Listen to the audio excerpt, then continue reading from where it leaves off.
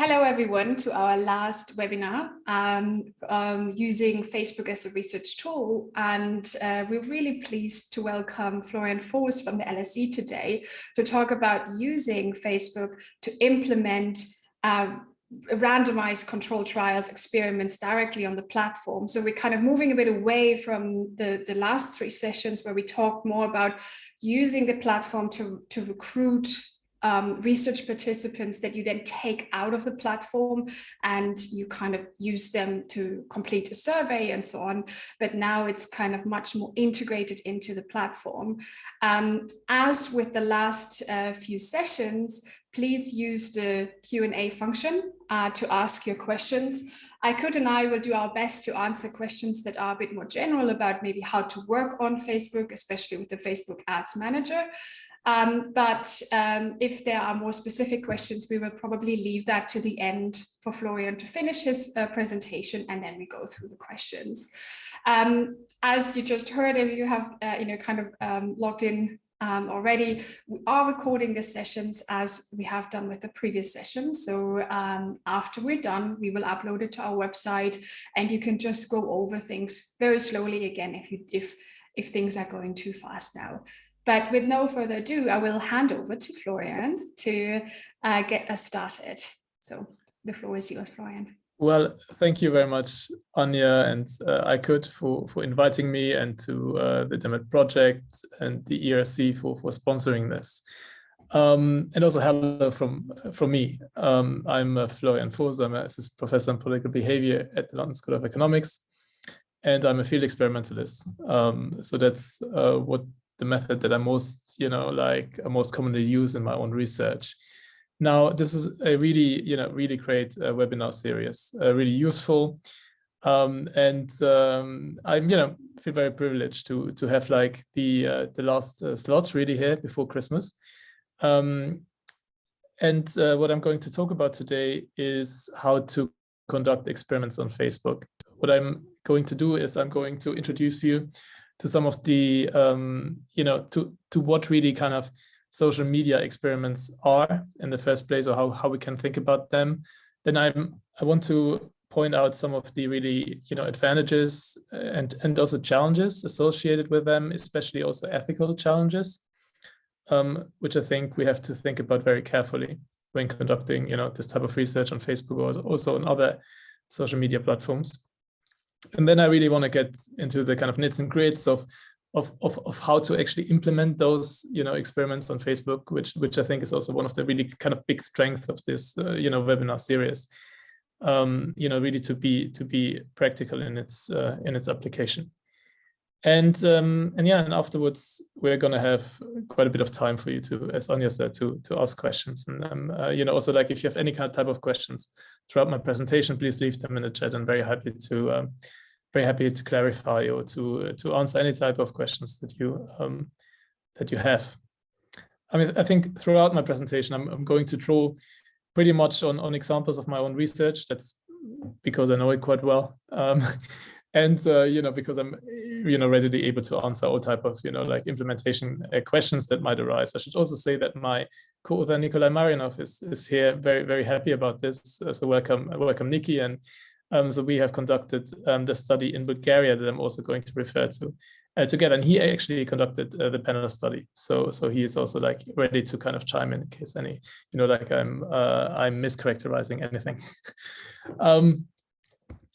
Right, so that's the outline for today's session. With a bit of a definition, talking about outcome measurement, ethical considerations, random assignment, and how to implement it. That's actually the most tricky part, really, when working with social media, that and outcome measurement, really. And then I want to talk as well a little bit about implications for statistical power. And there I'm really drawing on this distinction between individual level assignment that is possible on Facebook, but it requires certain type of data or contact details, and cluster random assignment, which is basically geographical assignment, which is the most, I would say, commonly used random assignment in experiments on Facebook. So in order to get started, I just wanted to give you a couple of definitions of online experiments or social media based experiments, as I like to call them. So Muse and Pan really characterize online experiments as experiments that leverage platforms or systems that already exist on the internet to study the motivations and behaviors of individuals, organizations, and even governments. Yeah, so we really try to capitalize on the web's capabilities and the capabilities of those, like online platforms such as Facebook, to really kind of experience cyberspace as an environment. So it really kind of draws on these kind of unique features as well that social media platforms contain. There's also a really good chapter by Andy Guess in the new handbook on advances in experimental political science, which I recommend, where he really kind of breaks down the use of social media-based experiments into 3 categories. So it can be used to recruit subjects, and you'll have heard a lot about this in like webinars 1 and 2, to deliver treatments, and that is really what I'm going to talk about today. This is going to be my focus, and then to collect outcomes. Right, you can collect outcomes on social media, on Facebook, such as clicks, retweets, if you're talking on Twitter, but like shares if you're talking about Facebook, or like you could even measure outcomes online, such as e-petitions, if you leave the Facebook environment in this kind of case. But these are kind of I think the 3 purposes that really social media serve for us experimentalists, field experimentalists working on social media. So what I'm going to talk about today is field experimentation mostly. That meaning, the delivery of treatments on platform, on Facebook. I'm not going to cover survey experiments. So you can of course, and that's a very commonly applied strategy, recruit subjects into online panels, for instance, or online, like online environments, and then go about it like as you would with any type of survey experiment, right? I think that poses different questions and so on, and I'm going to leave that aside for now. But if you have any questions about that, I'm also happy to answer those at the end of the webinar. But really, what I'm going to talk about is delivery of treatments on Facebook, on the platform. How can we do that, and how can we practically go about that? What are the implications, for instance, for analysis and so on going forth? So we have really, recently used social media-based experiments for a range of research questions. And so that starts with, the classical questions, field experimental questions, such as, get out the vote experiments, voter registration experiments. I've done quite a bit of work with Peter John and Asli Unan and Vanessa Cheng Matsuno, who are PhD students respectively at King's and at the LSE, on this very question. So, social media experiments have been used to induce political expressions or talk. Obviously there's a lot of work on the sharing of political information and especially also disinformation. And then, also like experiments on how we can counter such disinformation. So there's just like an interesting paper out today by Fabrizio Gilardi, Dominic Hangartner, and their co-authors on actually corrections, so how we can correct, also like how we can counter incivility on social media, which is also like a broad application of really experiments on social media platforms. I'm thinking as well about, for instance, Kevin Monger's work, where he has used Twitter bots, for instance, like to tell off people who have used racist language on Twitter, and to look at like how that then affects how people what type of posts people post going forward, or what type of language they use, whether they delete posts and so on. So there's this whole kind of range of like, how can we counter online harassment? How can we counter prejudice online? How can we counter basically online harassment and abuse? There's also been, what I really find interesting, quite a few experiments lately on incentivizing online media consumption. Thinking, for instance, about Andy Guess's and his co-authors' work, really, like, for instance, incentivizing people to set certain type of certain type of websites as their kind of, process starting pages, and really kind of studying how people, navigate those websites, and how like changing people's media consumption diets online, how that affects their political views and their political attitudes. So I think there's a whole range of questions in political behavior, which I study myself, but also in comparative politics. In the study of course, there's a lot of experiments as well. If I think about Jennifer Pan's work, for instance, on authoritarian regimes, that are really interesting here. So there's a lot of kind of questions that we can really answer using social media platforms. There are also great opportunities here, and those relate, I think, to the fact that, today, most political actors and organizations are actually on social media. And they use social media as their main, or one of their main, communication platforms.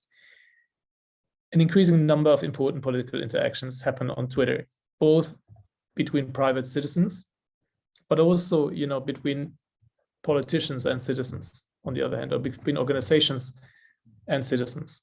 And if we want to study this type of interactions, we should probably study social media, especially, if I think about, the past 2 years. So, as, often people ask me, as a field experimentalist, what I've done for the past 2 years, and if I'm well, and, if my experiments, basically have all been stopped and so on. I think what has happened with a lot of us is that we have moved a lot of our work online, because politics has moved online. And with that, like a lot of experimentalists have also moved online.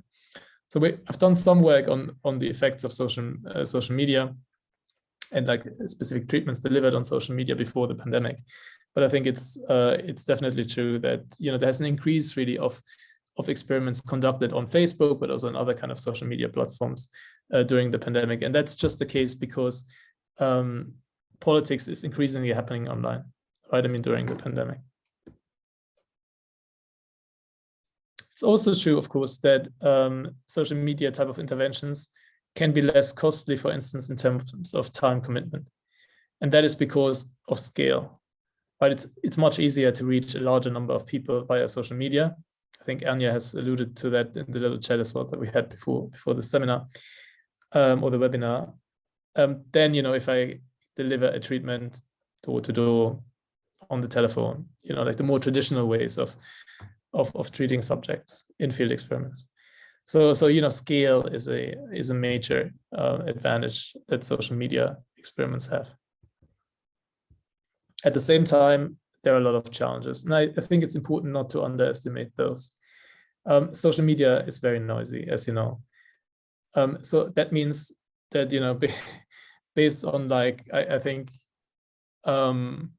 my best appreciation of that matter and experience conducting quite a few social media experiments, effect sizes are relatively small, and therefore studies are really difficult to power well. And so you have the advantage of scale, but if you want to go scale on social media, that also means that it's going to be costly in terms of actually money. Yeah, it's not so cheap to, it's cheap to buy social media ads, but to power studies really well, you will have to go, to an extremely large scale. And that also means that you need to collect your outcome data at that scale. And that might actually be more costly than the administration of the treatment in the first place. So yeah, so effect sizes are small, individual effect sizes. Treatment dosage and compliance can be low. That means, for instance, that, if I show you social media ads, not entirely sure, if you'll see it, and if you'll see it, whether you click on it, and how kind of, there's a lot of noise happening. You're seeing all type of ads all the time. And that means that, it's difficult to have an appreciation about what the real kind of treatment dosage actually is here. The other issue is attrition. That means, on social media, sometimes, subjects get banned, but that's the less likely case. But subjects close their account, they're off Facebook, for a while. And that can induce post-treatment bias. It can induce post-treatment bias if the closing of an account or getting banned and so on is actually related to the treatment that you're administering. Think about some of the experiments that have been done, for instance, with countering racist messages on social media. If I norm enforce, that might lead to the subject to close their account, and that has implication then for the analysis of the data going forward. Another issue is really the proprietary nature of platforms such as Facebook, and I think this is really also important to emphasize for researchers, right? I mean, so it is actually difficult to conduct social media experiments on Facebook at scale at the individual level. And that is because, you can't really, you're already familiar with Facebook Ad Manager, I think, but you can't really target individuals if you don't, you're not in the possession of their contact details, meaning their emails in the first place. And if you don't have permission to contact them, in terms of GDPR. And that means that, conducting experiments at scale is not as easy as we might think it could be. So often what you can target in Ad Manager is geographical spaces, postcode sectors in the UK, which is the smallest geographical area that you can contact, or radii of about 1 kilometer or 1 mile in diameter. It's also sometimes difficult to link subjects' online and offline identities, right? I mean, if you think about outcome data collection, and that really relates to the fact that people, they use aliases, they wouldn't use their clear names or their real names, but that's a more of a practical problem, really. So in terms of outcome measurement, I think, we should be measuring outcomes, intermediate outcomes online. But I mean, we should be measuring clicks and likes and shares, right? But as political scientists, we're often interested in outcomes beyond likes and shares.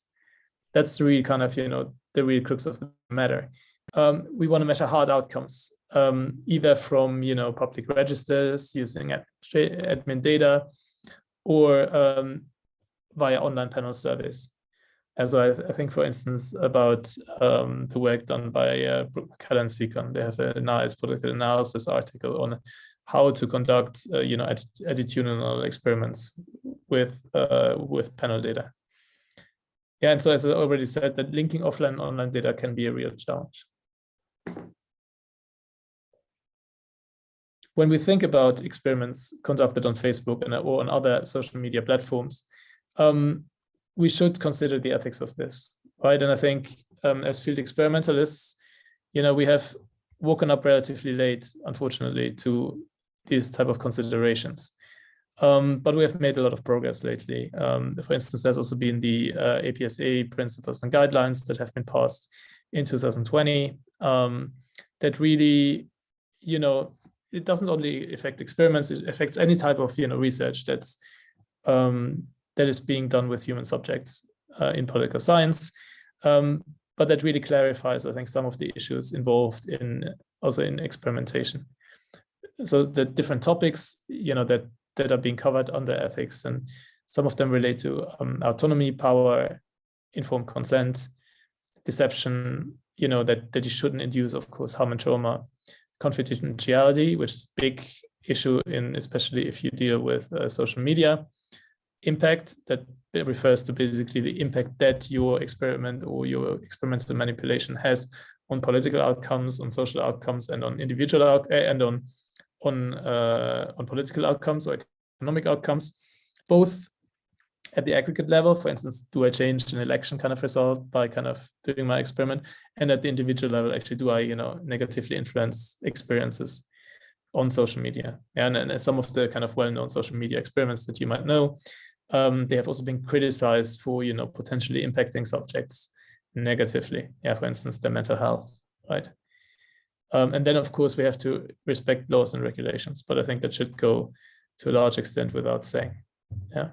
So what I'm really kind of trying to concentrate on here is the issues of impact, consent, and partially confidentiality.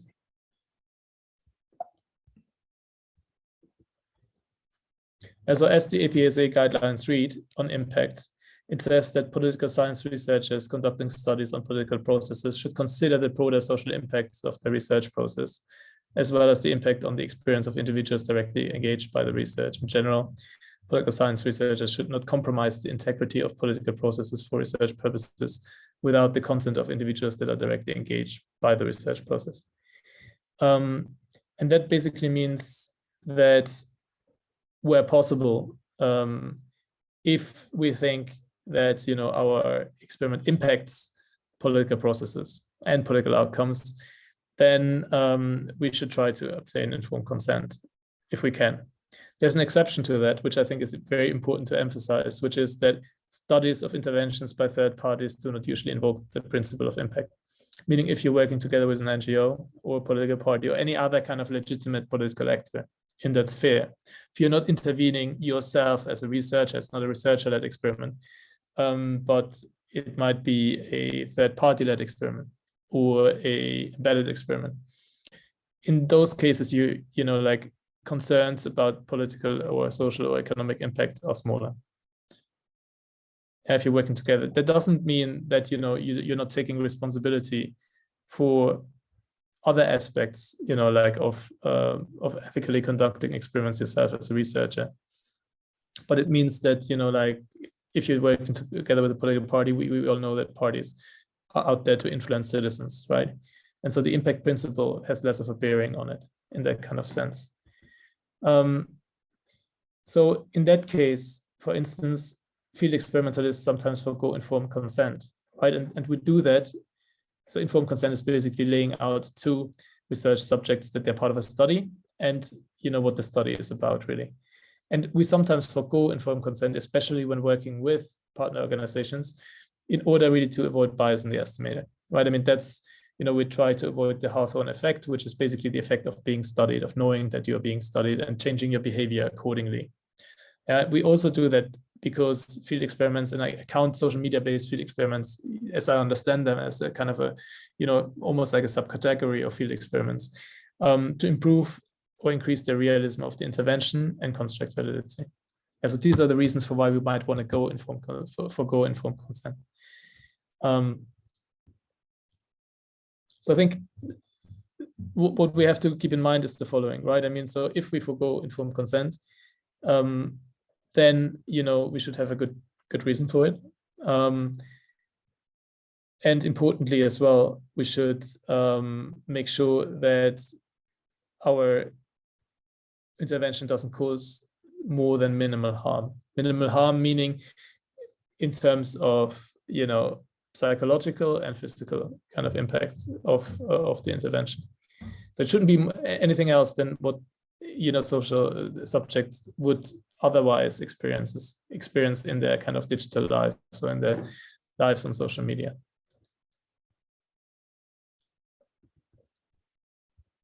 Yeah, do you have any questions on the ethics part?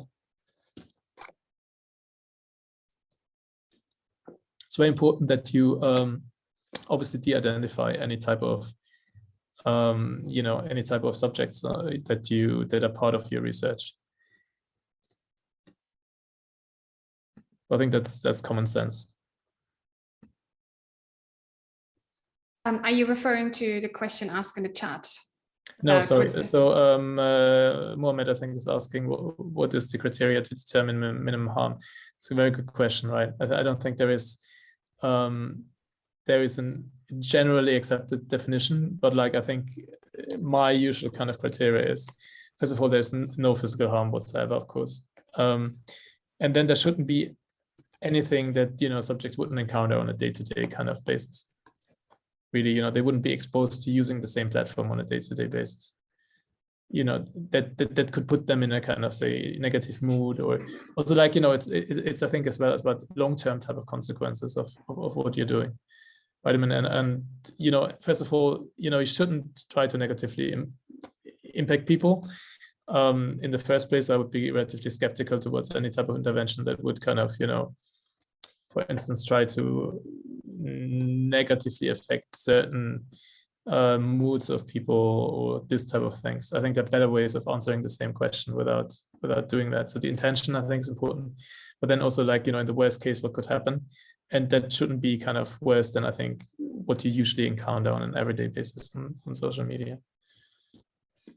I see a hand by Anthony, so I would suggest just put your question in the Q&A, and then we pick it up. I'll move on to the kind of.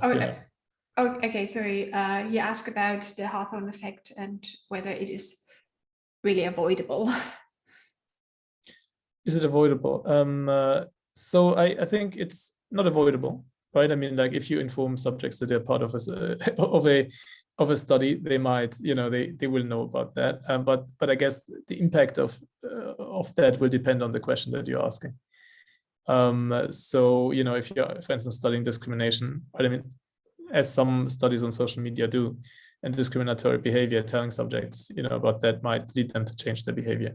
Right? I mean, that is the kind of the biggest concern about, I think, discrimination studies, and why we're not just asking, subjects, or why we are also like kind of using the methods that we're using to study them in the first place, or corruption behavior, or I mean, there are certain sensitive kind of I think behaviors that would just kind of be more subject to being changed as a response to being studied.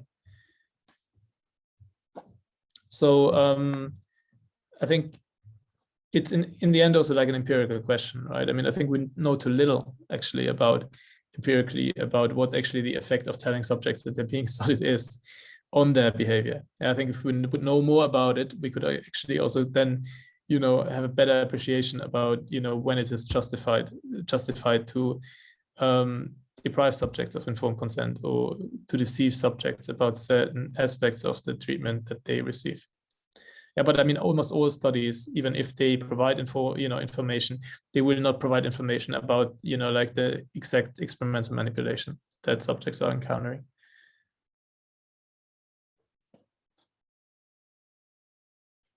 Flo, I would suggest that you maybe move on, and then we have more time for Q&A at the end. Yeah.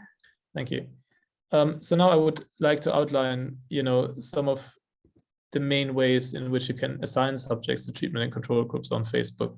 Yeah, so that is very specific to Facebook now, or like, Facebook own platforms that includes Instagram. Yeah, so some of the experiments that I'm also going to show you is actually an experiment conducted on Instagram, not on Facebook, but it uses the same, the same Facebook ad manager that you already know. And, usually the standards are very, very, very similar across Facebook owned platforms. They differ a little bit, for instance, because other platforms such as Twitter or Snapchat or TikTok, for instance. So individual level assignment on Facebook is possible. One, if you work together with Facebook directly, but that's very unlikely because it's a quite, I think, a small really group of researchers that have direct access to Facebook and to the Facebook research team. But for more mere mortals like us, you can either basically upload different email lists into Facebook Ad Manager. That's one of the main ways, right? I mean, like in how to randomly assign or subjects practically on Facebook. And so what I do is that means you need to work from a pre-existing email list. And so you have a list of emails that are provided by an organization, for instance, about subjects. And then you randomly assign those subjects in the treatment and control groups. And then, you would upload different email lists, and, and then you might, for instance, target, different ads to list A than to list B. That would be a common way of doing of implementing individual level treatments on Facebook. The second one, I think, is really inviting subjects that are already registered, for instance, in a panel study. So you might have recruited subjects via Facebook or via different means into a panel study, and then you would invite them within that panel study environment to follow, for instance, a Facebook page or a Facebook group. Yeah, Facebook pages are basically similar to your own kind of Facebook profile, but they're usually pages of organizations or famous individuals.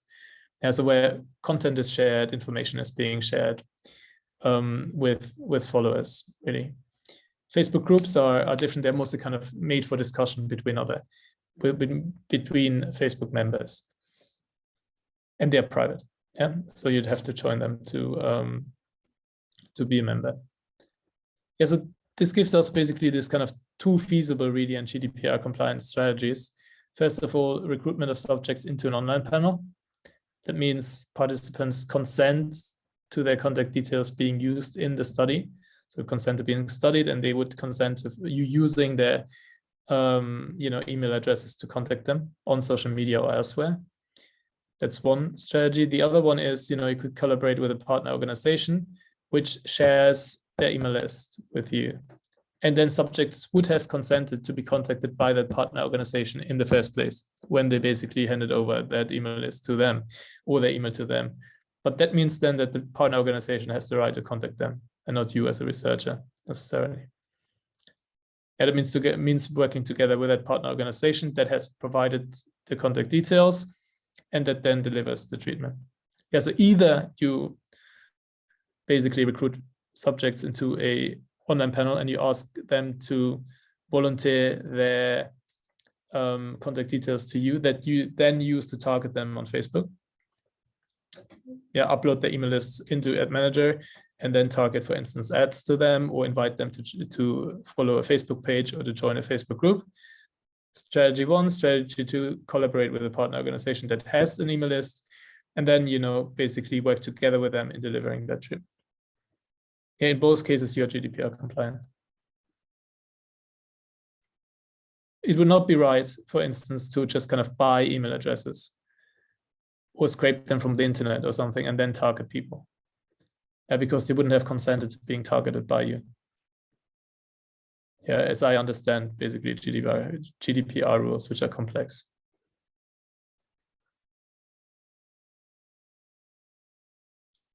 Yeah, so what I'm going to show you now practically are examples of both of those strategies applied in practice. The first one is the study conducted with Nikolai Jose and two other co-authors in Bulgaria, where we recruited actually subjects via random sampling. It was a traditional survey actually conducted in Bulgarian towns.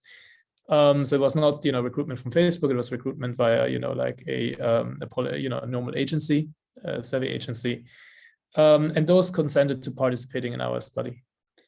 And then after filling in the baseline survey, subjects, and we checked that they had a Facebook account, then subjects were randomly assigned to either, were invited to follow a pro-environment Facebook page or subscribe to pro-environment email newsletter or to control. And then afterwards, the Facebook page and the email newsletter shared pro-environment content and anti-corruption content for about 8 weeks.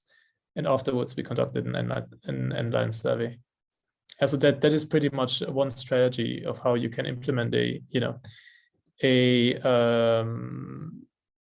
experiment on Facebook. It's a strategy that has, for instance, also been used, I think, by that there is a recent paper, I think, by Simon Munzert and his co-authors, which is not on Facebook, but where they kind of, use the same strategy to then invite people to change the default browser page, on their browser to like either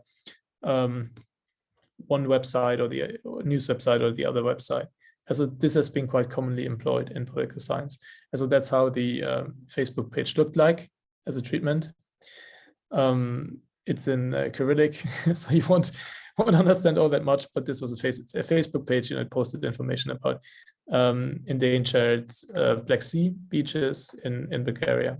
And it would share this type of information, and then we could check, for instance, of course, if actually subjects had followed the page, if they were receiving this type of information, if information was shared and all this type of things, but outcomes were measured in a, online panel study afterwards. Just show you a couple of outcomes. So for instance, so the only readout, the only outcome of a whole range of outcomes we find any type of, effects on is really kind of discussion about the environment online. There's nothing going on really on, discussions, for instance, online. There's even a negative effect on how appreciated you feel by others if you get engaged. And there was no effect whatsoever on changes in attitudes, for instance, to pro-environmental attitudes or civic engagement, unfortunately. Yeah, but this is a way I think of how to implement an experiment on Facebook using an online panel study. But that means that you would have to recruit those subjects into the study in the first place. And then, for instance, ensure that they comply with the treatment, and the compliance rates are quite high. Yeah, so the second real strategy that I wanted to raise was collaborating with a partner organization, which shares an email list with you. Yeah, and in this case, you then upload that email list on Facebook Ad Manager. So example comes from a project that I conducted together with Peter John and Asianan Vanessa Cheng Matsuno. Recently was a collaboration with a civic society organization in the UK on encouraging voter registration, especially amongst underregistered groups, young people, BAME communities, private renters, people who move a lot. So those people who would not usually kind of be on the voter register. And so we collaborated with a civic society organization that's active in the area of housing, as like a renters organization, pro-renters organization.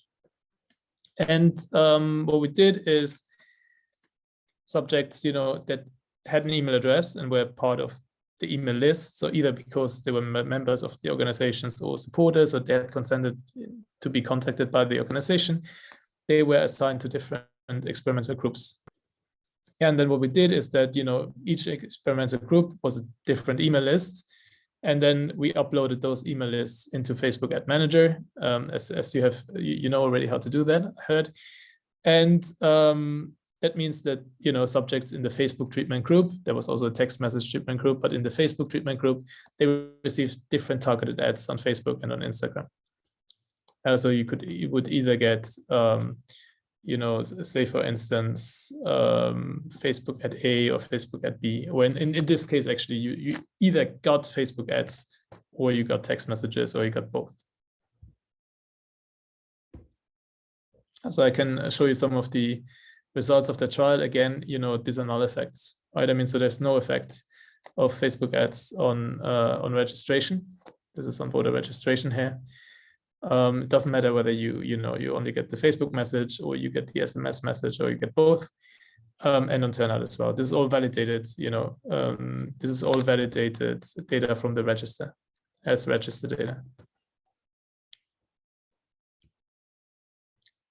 Partially, that was actually due to the fact that some of those messages that we posted on Facebook, they contained a callback, kind of, a call to callback, which was basically, we offered help from volunteers, and we basically said that if you need help with the registration process, please contact us on this phone number.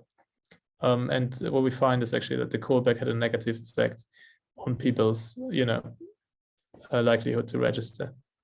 So Facebook messages without the callback, I mean, this is not significant at the 0.05 level, I think only at the 0.10 level, they were somewhat effective. Yeah, but effect sizes are about like two percentage points there. And that's really a best case. I really need to make that point. I've never seen effect sizes larger than that in any kind of social media trial, in anything I try. Yeah, often it's like half a percentage point, quarter of a percentage point. These are kind of realistic effect sizes we're talking about on social media. Again, you have to consider that, it scales, right? I mean, if you're treating a lot of people, I think that's a really, really important point, but it still means it's really difficult to power well. Yeah, that leads me to the point of statistical power. And, so what's statistical power? Just as a recap, it's the percentage of studies that would result in a statistically significant result if your assumptions about effect size and sampling variability are true. Yeah, or generally all of your assumptions are true. But it's the percentage of studies that will come out significant if your assumptions are right. So what goes into it? Well, effect size, the variance in the outcome, and sample size. And the issue with social media-based studies is that effect sizes are small, and sometimes the variance in the outcomes is large. Sample size is also large, right? I mean, which is good. That's the strength here. But the issue basically is that you need a realistic appreciation of what a realistic effect size or the minimal detectable effect size is.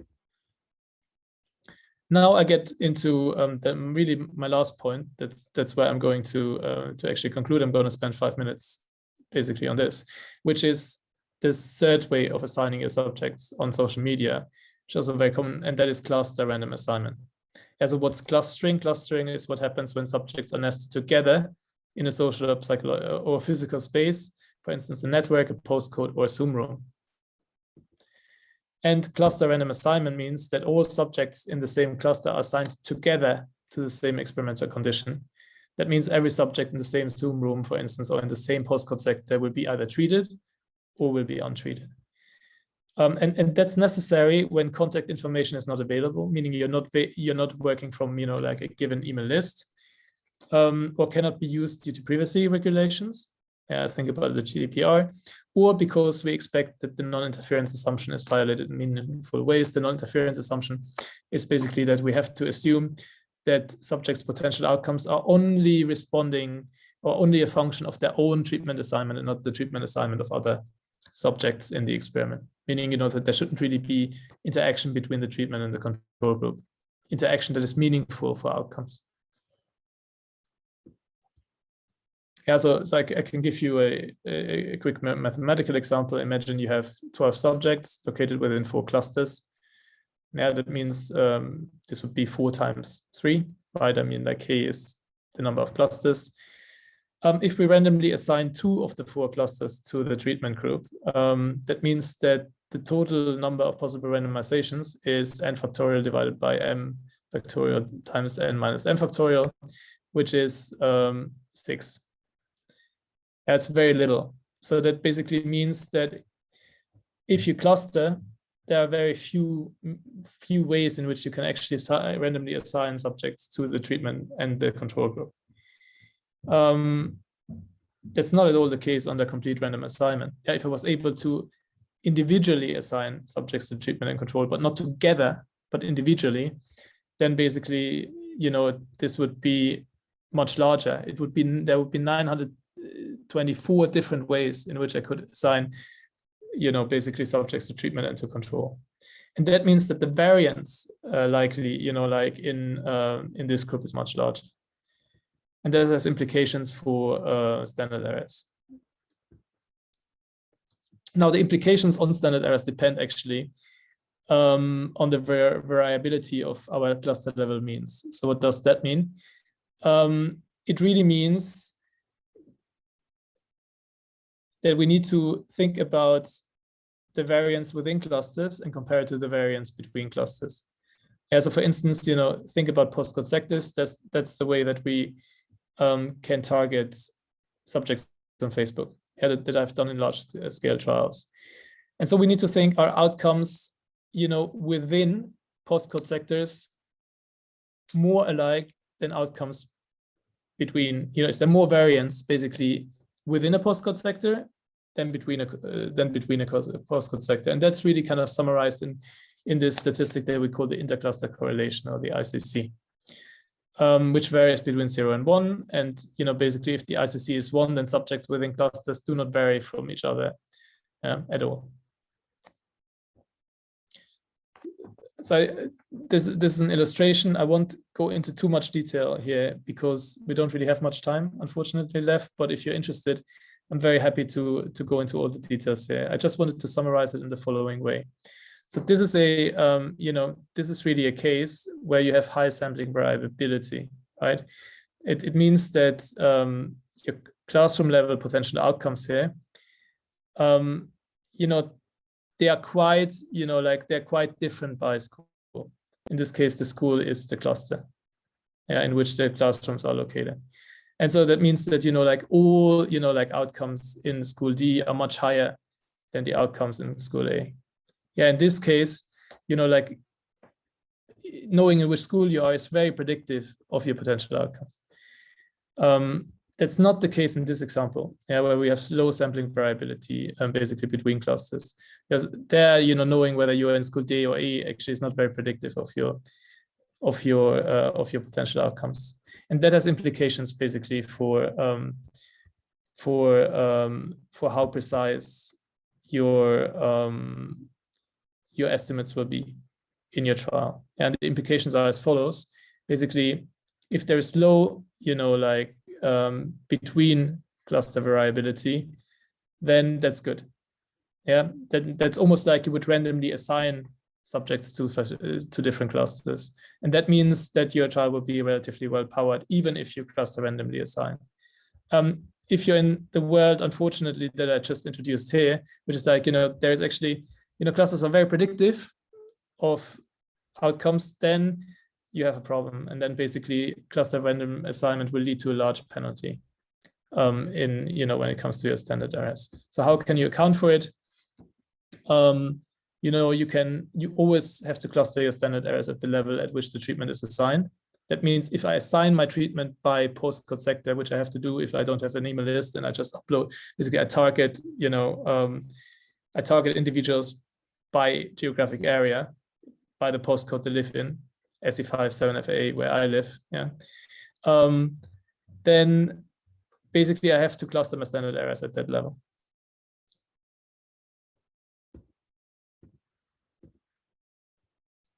It's also important that you consider the level of outcome measurement here. Yeah, because in a cluster randomized trial, often the level of outcome measurement is below the level at which random assignment is conducted. That means, for instance, we measured in our trial the outcomes at the postcode level, but we randomly assigned the treatment at the postcode sector level. Yeah, that means I would have to cluster my standard errors at the postcode level, always at the level of assignment. There's some exceptions that I don't have time to go into, but I'm happy to discuss, like in the Q&A. Yeah, so I'll give you the last example, which is, we posted voter registration videos on Instagram and Snapchat. They were targeted at young voters. Those were young people nested within postcodes that were nested within 879 postcode sectors. And the treatment assignment happened at the postcode sector level. Yeah, those were the videos that we posted here. Yeah, and those are the results. And as you see, again, there are no effects of those videos on voter registration rates. These are the postcode sectors that received no ads. Those are the postcode sectors that received ads. And, as you can eyeball it, there is literally almost no difference between the sectors that received ads and those that did not receive any ads. That was the biggest youth voter registration campaign in the 2019 UK general election. That was ineffective. You also see that there is a lot of variability right here in outcome measurement, which is also like a big problem that we faced in those trials. Yeah, so small effect sizes, plus a lot of variability in outcomes. Okay, so that was my presentation, and now I'm very happy to take any type of questions. Great, thanks very much, Florian, for this very insightful presentation, and of course also sharing your fascinating research you're doing yourself. There are a couple of questions asked while you were kind of talking, and then there's also a couple of things that maybe just I briefly want to follow up. So Florian talked about clustering on the geographic unit.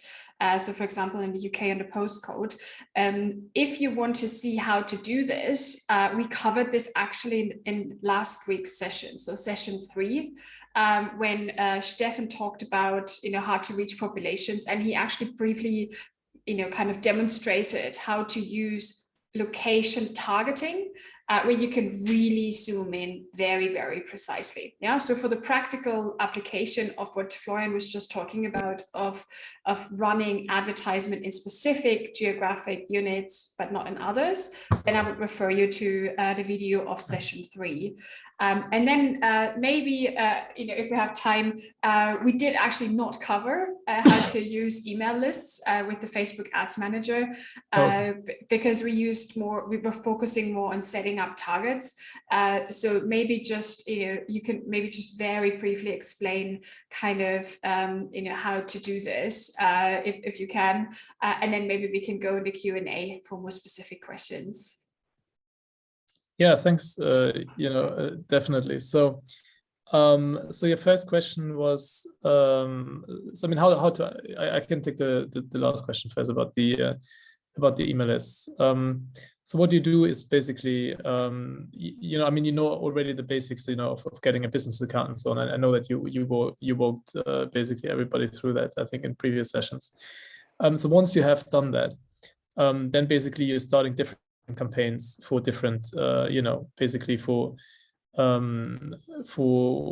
different, you know, for different audiences. So what you would do is, I can't show it to you now because I don't have actually access to our business account. Otherwise, I would do it. But what you would do is basically you would upload that email list into basically the campaign that you're running on Ad Manager, and then you would, you know, just you know, set up a different campaign for each of the treatment groups that you want to serve.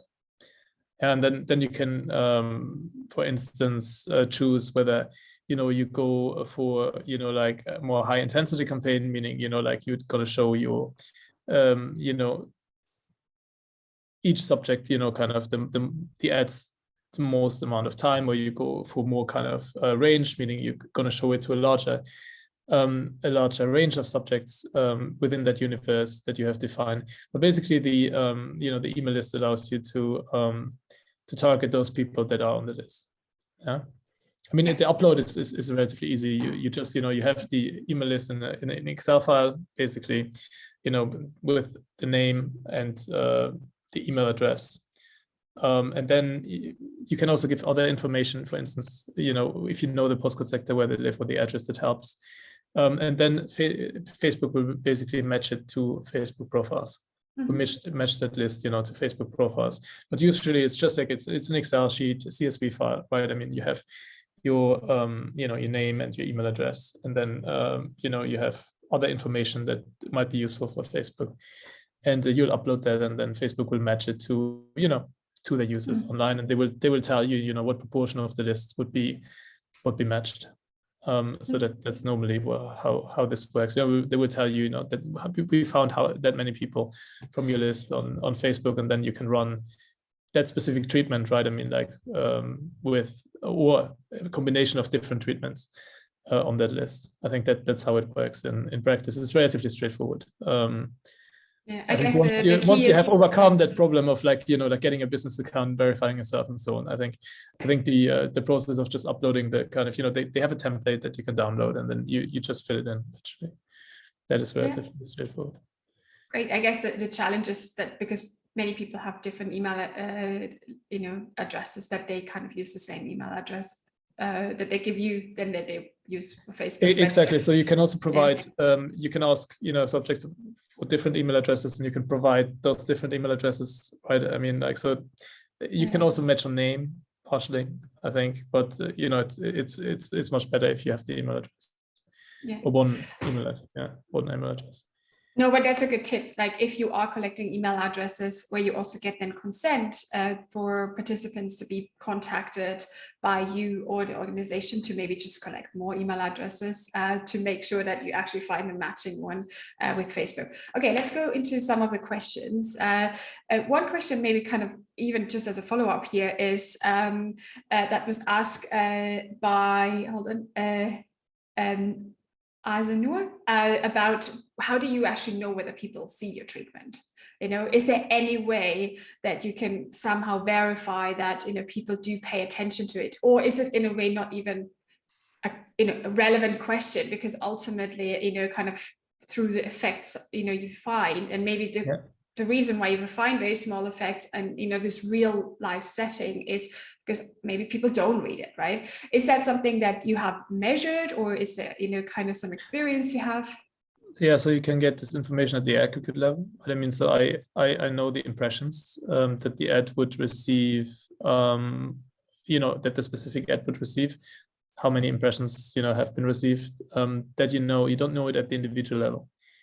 So no, I was more referring to, you know, you had this kind of campaign, for example, in Bulgaria, right, where you over a few weeks exposed people to information. That we know. Sorry, now I was talking about, you know, Ad Manager. That we could know because we would know whether well, we would know whether people would like the page, right? I mean, because we could match, again, like, match most of them, based on the name or their email addresses with which they signed up. Yes, I mean, because we got the email address in the first place and then let them sign up through the panel. So we knew whether people kind of, basically followed the page or, yes. So we knew that. I mean, we also knew whether they interacted, with the material, right? I mean, whether they liked the page or they kind of, they posted a comment, this type of things that you can measure, of course. But otherwise, exposure is difficult to measure. So we didn't really know how much time they spent on the page, or how much of the information they actually read. But I think, interaction type of information is relatively easy to obtain in this case. The important thing I think that I would mention is that I don't condition on this kind of type of things. They are almost like manipulation checks, right? I mean, so I guess whether people follow your page is a compliance measure, right? I mean, like, did they actually kind of comply with the encouragement, yes or no? In interactions, it's more of a kind of almost like a manipulation check. So did people engage at all with the material? Did they like it? Did they share it? This kind of things, right? Do we get this kind of likes and shares, this intermediate outcomes in the first place? But don't condition on it. Like, what you shouldn't do is kind of include those kind of measures in your regressions, because then you're inducing post-treatment bias. Yeah, so that's an important thing, but this is possible to see. It's also possible to see, like, what's the share of people on Ad Manager that have, that have seen the ads, or that were shown the ads. Yeah, you don't know how much attention they paid to them. I mean, that's a different, I think, a different question. I think one question I'd love to answer was actually the one also on attrition. I think it's yeah, exactly. I wanted to follow up with this because that also refers to the Bulgaria study in particular.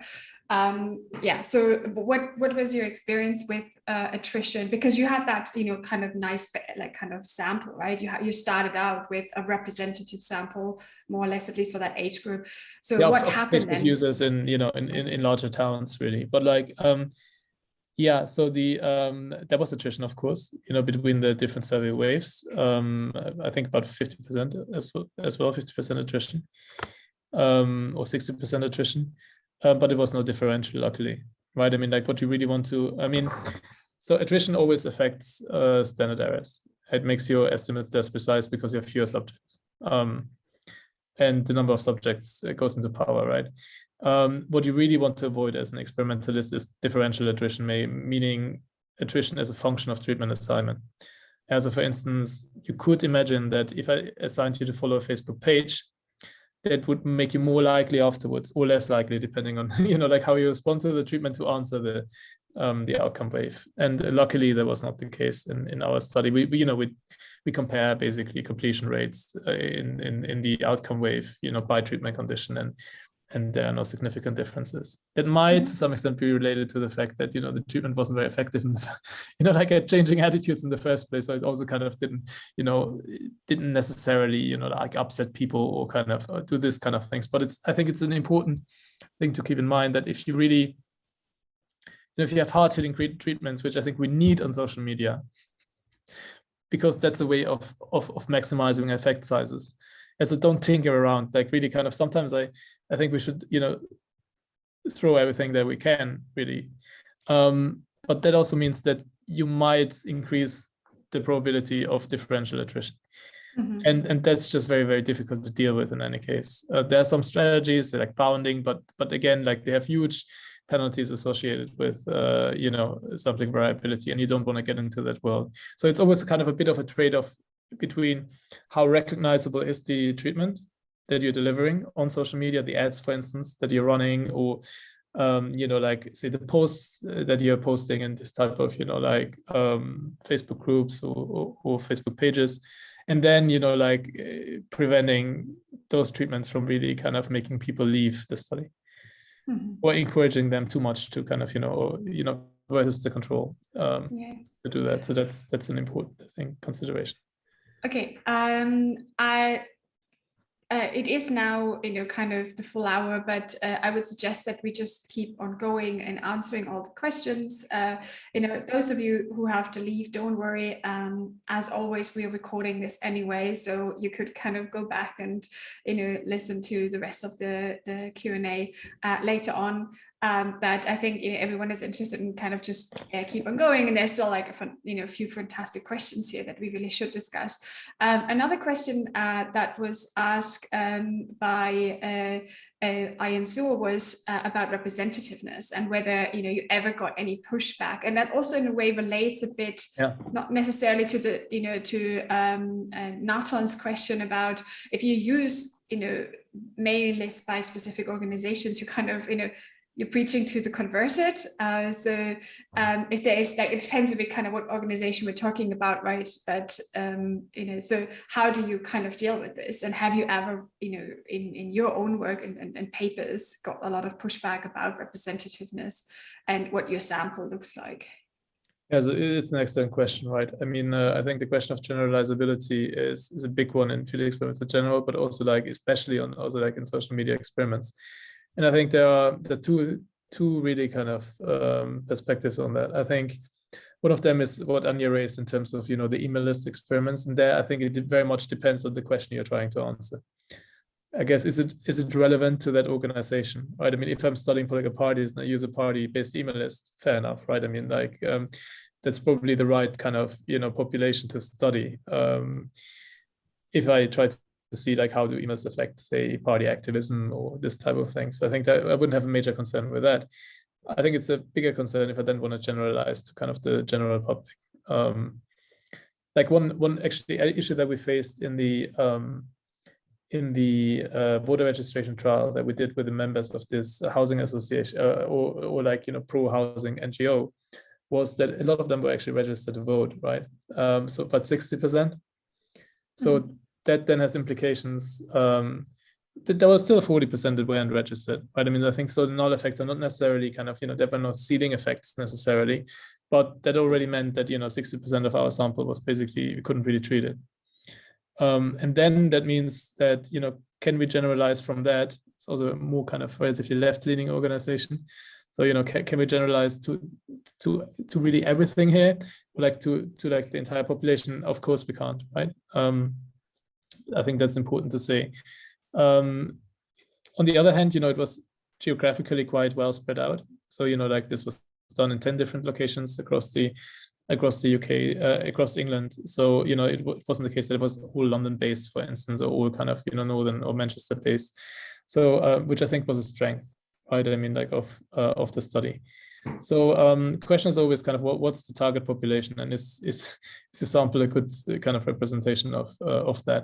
And then the second one is that I think relates to kind of social media experiments in general, which is an issue that has been raised by Kevin Munger lately. And I think I really recommend, if you're interested in social media experiments or social media in general, follow Kevin's blog, which is excellent. And he talks about the concept of temporal validity, which is specific as well to social media experiments. And that's related to the fact that platforms are changing, right? I mean, Facebook today is not the same as Facebook 2 years ago. It's not the same when Nikolai, and I and Frank and Lupemir conducted, this experiment on Facebook, in 2014, right? I mean, it's totally different platform. It enables you to do totally different things. And the problem with that is that we actually don't know the version of Facebook we're dealing with. And we don't know if it's Facebook, 3.47 or something, but that's continuously updating. And that might also mean that things that were possible to do in 2014 are no longer possible to do now. For instance, because, rules change, right? I mean, for instance, about the nature of political content on Facebook. Have changed a lot. They have become much stricter, and they will become even more strict in the new year. And they will become even more strict in the new year. You're absolutely right, and so that also that has generalizability implications, because so what we learn today, will that still be valid in five years? And that's obviously true for all research in political science, but I think social media, particularly dynamic environments, right? And that then I think raises bigger questions about, publication processes, getting results out quickly. So it's actually our kind of publication model that we have in political science. I mean, up to that really kind of, rapidly changing environment that social media constitute. But I mean, obviously, kind of post your working papers and so on. Yeah, absolutely. But yeah, I mean, to kind of come back to that question about using mailing lists, I think, you know, what is important here is to think about, okay, who is on your mailing list and what is it, you know, what's your treatment, what's your outcome, and reflect on this. And yeah, if it's too close and you are kind of, you know, if it's kind of just using a mailing list that in the end your treatment will just, you know, preach to a converted, then that's, you know, probably not a really good mailing list, and most likely, as Martin kind of suspects, will probably lead to null effects, right? So I think it's just kind of, you know, considering all this. There's a few more, you know, kind of, you know, smaller, kind of more technical questions as well. There's Ajunan asked in the Q&A, instead of clustering the standard errors at the level of assignment, can we not also bootstrap the standard errors? I assume you mean the standard errors, not standard deviation. Yeah. So there are different ways of dealing with that, you know, issue of basically, and you know, nestedness. One of them would be, you know, using a multi-level model, right? I mean, would be another way of accounting for the fact that, you know, basically, you know, in that case, postcodes are nested within postcode sectors, or individuals are nested within postcodes, and postcodes are nested within postcode sectors. And Anya is much more of an expert in that than I am. But could you bootstrap? Yeah, I mean, bootstrapping usually we do use in terms of clusters if the number of clusters is small. So if we're facing this specific or like, you know, specific, like the wide bootstrap, for instance, right? Problem. That's not necessarily often the case with social media experiments, because, you know, normally, you know, I'm dealing like with 800 postcode sectors, or, you know, like, so that's more like the case, say, for instance, I'm dealing like with less than 20 clusters, right? I mean, so I think in that case, yes, but normally you should be fine with, you know, either, you know, three things you can really do, you know, use randomization inference, where you replicate the kind of assignment process, which I would recommend if you really want to do, you know, if you want to follow more kind of the experimental kind of, you know, ideal cluster, you know, use cluster robust standard errors, or use multi-level modeling. So I think these are kind of the three ways of dealing with that. Okay. Great. And then Arjunan also had some more questions about, you know, kind of the Hawthorn effect that you talked about. So given, you know, if there's a control group and treatment group, which you do have in some of your designs, would it be likely that both groups would be affected by the Hawthorn effect? Or right? So it depends very much, I think, on, you know, so what you're doing here, right? I mean, so if it's a panel study, then normally everybody who would be part of the study would be informed about whether, you know, that they're part of the study, right? I mean, and that they're part of an experiment, now the real problem arises if you inform people about the treatment group that you're in, but normally you don't do that.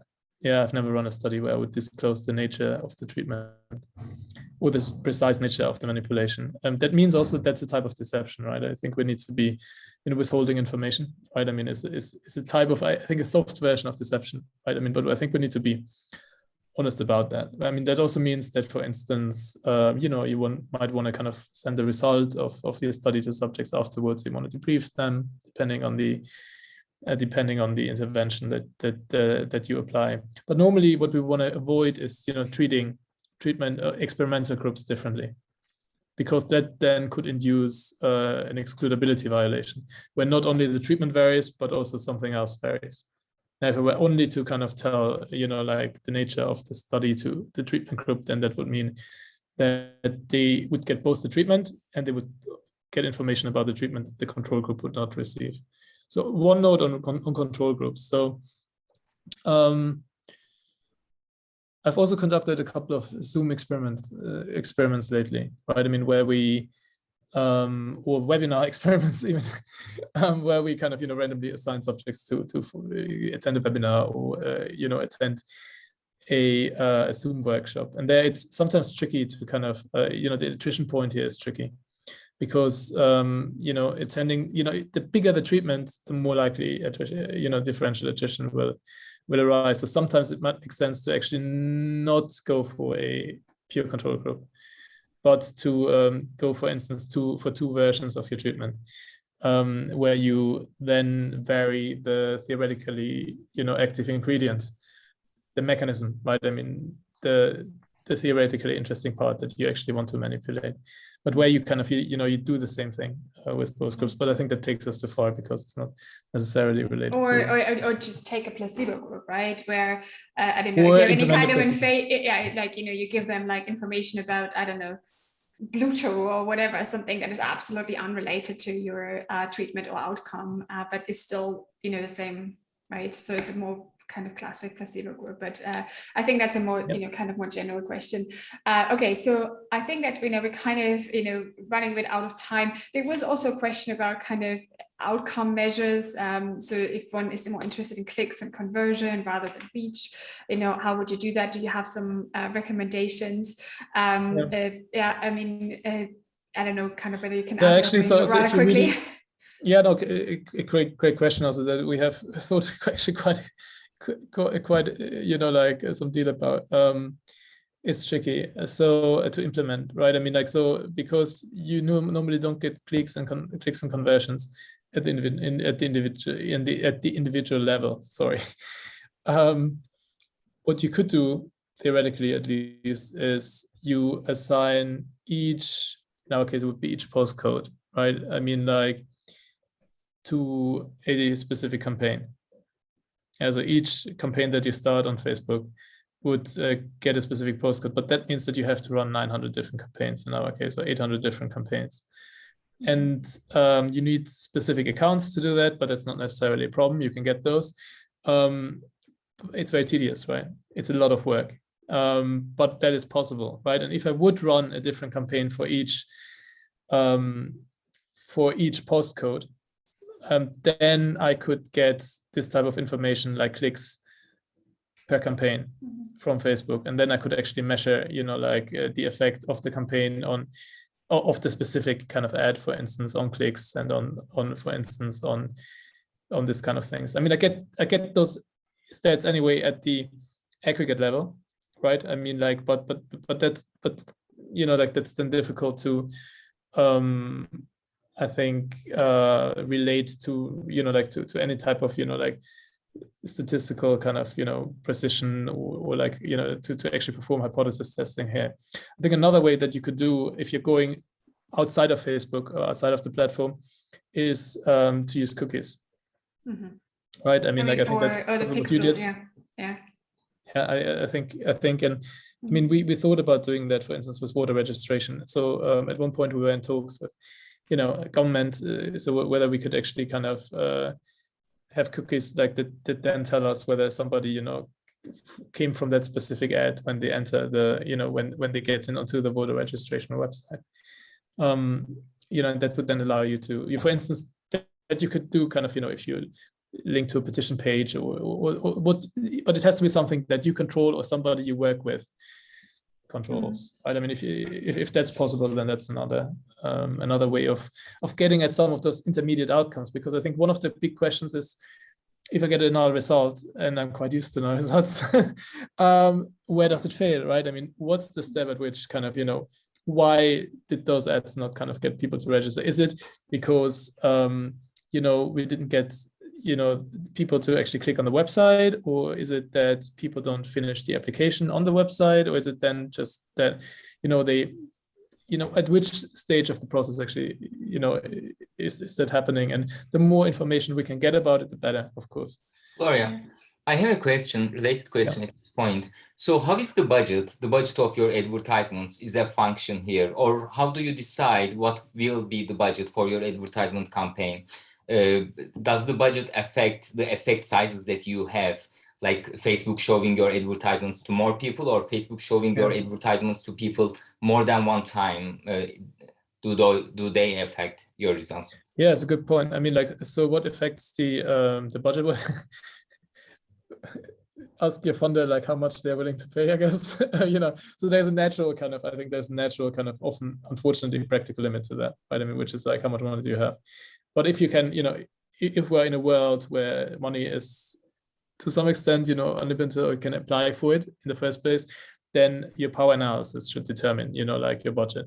That means basically you need an assumed effect size, a realistically assumed effect size, say for instance, 0.5 percentage point. And then, you know, like there's a link actually, like I would have liked to go into that. It's here, sorry. This is a basic, you know, power simulator here. It's the ECAT power simulator. If you click on it and you enter, you know, your hypothesized minimal detectable effect size, and you know, you enter the standard deviation, hypothesized standard deviation, then this will give you basically a answer to how many subjects you will likely need for your study. The app also does clustering, for instance, right? I mean, it allows you to say, I have, you know, I perform cluster random assignment. It allows you to set the ICC, the intercluster correlation, for instance, and that should be the way to determine, you know, like what the specific budget should be. And that's just then, you know, like the number of units times how much it costs. I mean, sometimes in Facebook that's difficult because like they let people bid, but I mean for specific ads, but then just go for the, you know, often, you know, like we just go for the highest bid, right? Because we really want it to be placed. So in that case, but you have a bit of an idea, you know, how much that would be, and then you multiply it, right? I mean, and then you know like how much those ads would cost you. But then an important point that you should really not forget about is outcome data collection. The more units I include at the treatment stage, well, I need to collect outcomes about it, and the outcomes that we collect here are from registers, and those registers are located in local councils, and those local councils, you know, we need to go there actually. So we need to, you know, in our case, we send our AAs into local councils all across the UK to collect this outcome data, and that's an extremely, you know, time-intensive process. You obviously need to pay as well. I hope you do, and you need to, you know, pay for travel and for lodging, and you know, sometimes you also need to pay actually for the registers, and that actually kind of was a much bigger chunk of our budget than we expected, you know, at first. So these are implications, right? I mean, like, so yeah, it might be cheap to increase kind of, you know, like coverage or like the number of, you know, places where I show my ads on the front end, but then that also means that I have to increase the budget at the back end, right, at the outcome data collection end, so just have that in mind, and you know, be aware of that at the design stage. But I mean, I can tell you the budget of the trial. It was about, I think on ads, probably about £30,000. Okay, wow. It was about £10,000 in the pilot where I showed you the results. Mm-hmm. I think we probably need to kind of wrap it up because it's now already 4:20. Just kind of final the questions you know, that Julia asked about kind of conversion, reach, and all of this. I would maybe recommend you to go back to our session 1 where we talk very specifically about all the different you know, kind of campaigns, conversion, reach, and compare this. You know, just, you know, let me start with kind of thanking Florian for this very insightful last session. This is also the last session for the moment for this particular webinar series. We had a lot of interest. We had over 700 people who registered for this workshop, and who, you know, we already have a lot of views also on YouTube to watch the videos and so on. And so this has shown us that there's clearly a demand for this. There's more and more researchers out there, like, you know, those of you still here attending, that want to do research using these tools. And we hope that we can maybe create a community where we share experiences, where we share, you know, papers we're working on and so on. So you have already started getting emails from us now from the mailing list that we have created, and we will send an email with more details, you know, to everyone who, of course, you know, most people have now also left. But just to kind of, you know, state this here in this final session, we are, you know, planning to use the mailing list to distribute research that we're doing, tips, experiences, maybe questions that people have. But also we would like to do more of these webinars, because I think they were, a real success, and we do see this, high demand, and we have, many different people working in different areas. And it's also nice to see when we look at the participants, there's some people here who have done actually excellent work already on this. So we have experts in the audience who might just, kind of come in because they want to see what other people are doing. And then we have some people here who never done anything like this. So if you have ideas for what you would like to do, and maybe you have an idea would offer for like a 1-hour session that you could put on, please do get in touch with us, and then we will organize a few more sessions at some point, depending on kind of what we see, people can offer. We already are in talks with people to also do the, Florian mentioned at some point, also extracting data more directly from Facebook. And there's obviously some interest in this in terms of outcomes, clicks, likes, shares, all these kind of things. So that's something we're going to do, for sure. And hopefully we can think of other things that people might be interested in. But yeah, that is for the future. We really, thank everyone who attended, and of course all the speakers, Florian, Stefan, and you will hear from us for sure. So thanks everyone, and yeah, hope everyone has a fantastic experience, and to see a lot of exciting research coming out of your work in the future using these tools. So thank you very much. Thank you so much. Thank you, Anja. Thank you, Eiko.